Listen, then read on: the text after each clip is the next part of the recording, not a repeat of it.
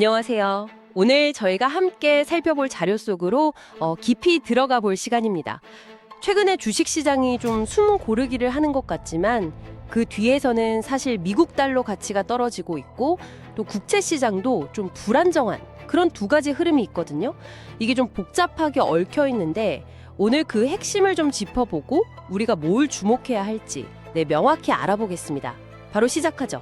네, 맞습니다. 이게 그냥 표면적인 움직임만 볼 게 아니라 앞으로 한 1년 정도 그 기간 동안 경제 전반 그리고 특히 이제 당신의 투자 결정에 이게 어떤 정말 실제적인 영향을 줄 수 있는지 그 의미를 좀 파헤쳐 보는 거 중요할 것 같습니다. 자료에서 제일 먼저 눈에 띄는 게 그 미국 달러 인덱스 DXY잖아요. 주요 통화 대비 달러 가치. 이게 크게 떨어지면서 2008년부터 쭉 이어져 온 그 강세 흐름이 혹시 꺾이는 거 아니냐 이런 이야기가 나오더라고요.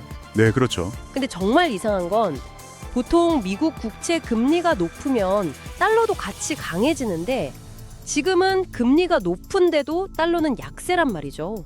이게 분석 보니까 2021년 이후 처음 나타나는 현상이라고 하던데 대체 이게 뭘까요? 그게 참 흥미로운 지점인데요. 자료에서는 크게 두 가지 가능성을 이야기해요.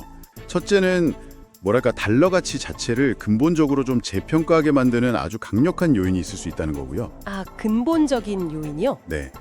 두 번째는 어쩌면 이 달러 약세가 미국의 성장 둔화 기대를 미리 반영하는 걸 수도 있다. 그렇다면 오히려 역설적으로 앞으로 금리가 더 오를 여지를 남겨두는 신호일 수도 있다는 거죠. 그렇군요. 네. 그 유로 달러 환율 분석을 보면 유로가 달러 대비해서 오랜 약세 채널을 벗어나서 이제 상승 추세로 전환할 가능성도 좀 보인다고 하거든요. 전통적으로 보면 유로가 강할 때 금값도 같이 오르는 경향이 있었으니까 금 가격에도 영향을 줄 수 있겠죠. 아하, 그렇군요. 그러면 이게 주식시장에는 어떤 영향을 줄까요? 달러 약세가요? 크게요. 좀 놀랍게도 자료를 보면 역사적으로는 달러 약세가 S&P 500 지수에는 오히려 긍정적인 경우가 많았다고 해요. 정말요? 왜 그렇죠? S&P 500 기업들 매출의 한 40% 정도가 해외에서 발생하거든요. 네네. 그러니까 달러 가치가 하락하면 달러로 표시되는 매출액은 늘어나고 또 미국 상품의 가격 경쟁력도 높아지니까요. 물론 2002년이나 2008년 같은 예외도 있긴 했지만 일반적인 경향은 그렇다는 겁니다. 그렇군요. 하지만 자료는 이 달러 약세 자체보다는 훨씬 더 큰 걱정거리가 있다고 지적한다고요. 네, 맞습니다. 분석에서 진짜 위험 신호로 보는 건 바로 미국 국채 시장입니다. 국채 시장이요? 네, 성장 둔화 조짐이 보이는데도 국채 금리는 여전히 높은 수준이라는 게 이게 문제라는 건데요. 자료는 크게 네 가지 위험 요인을 짚어주고 있어요.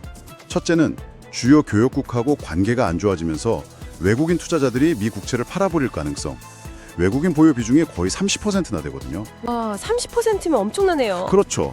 그리고 팬데믹 이후에도 계속되는 막대한 재정 적자. 그래서 국채 발행이 계속 늘어나는 거. 이게 두 번째고요. 그럼 나머지 두 가지는요? 세 번째는 2025년에 만기가 돌아오는 국채 규모가 무려 7조 달러 정도 되는데 이걸 지금처럼 높은 금리로 차환해야 하는 부담이 있다는 거예요. 그럼 이자 비용이 엄청나게 늘어나겠죠. 7조 달러. 네. 마지막으로는 앞으로 관세를 부과한다거나 이런 것들 때문에 소비자들의 인플레이션 기대 심리가 다시 높아질 수 있다는 우려도 있고요.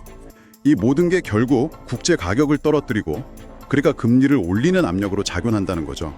아하, 이런 위험 요인들을 설명하려고 자료에서 국채 기간 프리미엄, 영어로 텀 프리미엄이라는 개념을 쓰던데요. 이게 뭔가요? 좀 쉽게 설명해 주실 수 있을까요? 네. 그 기간 프리미엄이라는 건 쉽게 말해서 투자자들이 장기 국채를 사서 오랫동안 가지고 있는 것에 대한 뭐랄까 위험 보상 같은 거라고 보시면 돼요. 위험 보상이요? 네. 그러니까 단기 국채보다 장기 국채는 불확실성이 더 크잖아요.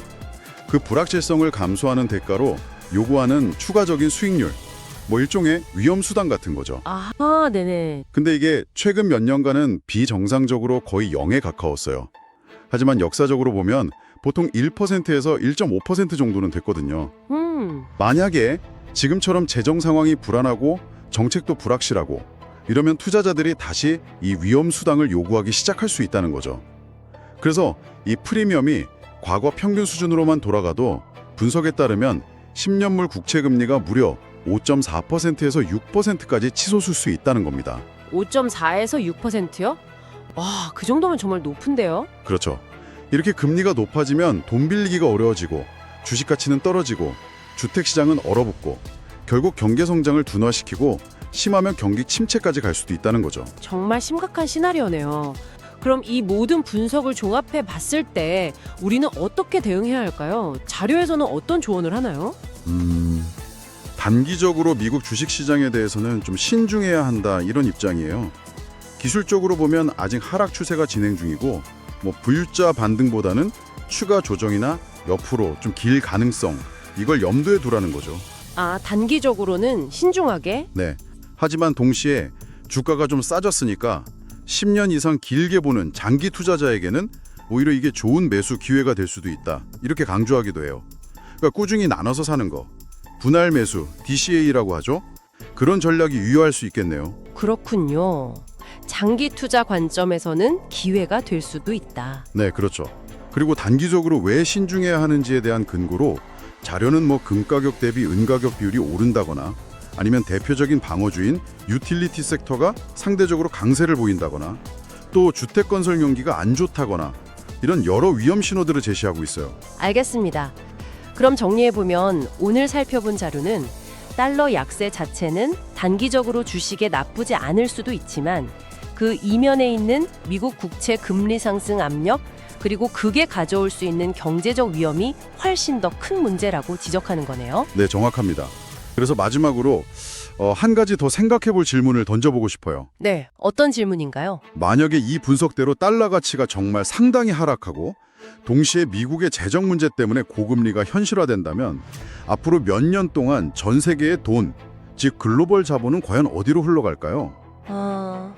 글로벌 자금의 흐름이요? 네.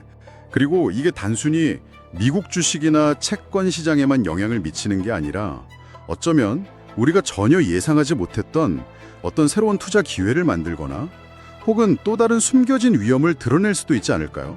이 질문을 한번 곱씹어 보시는 것도 의미 있을 것 같습니다.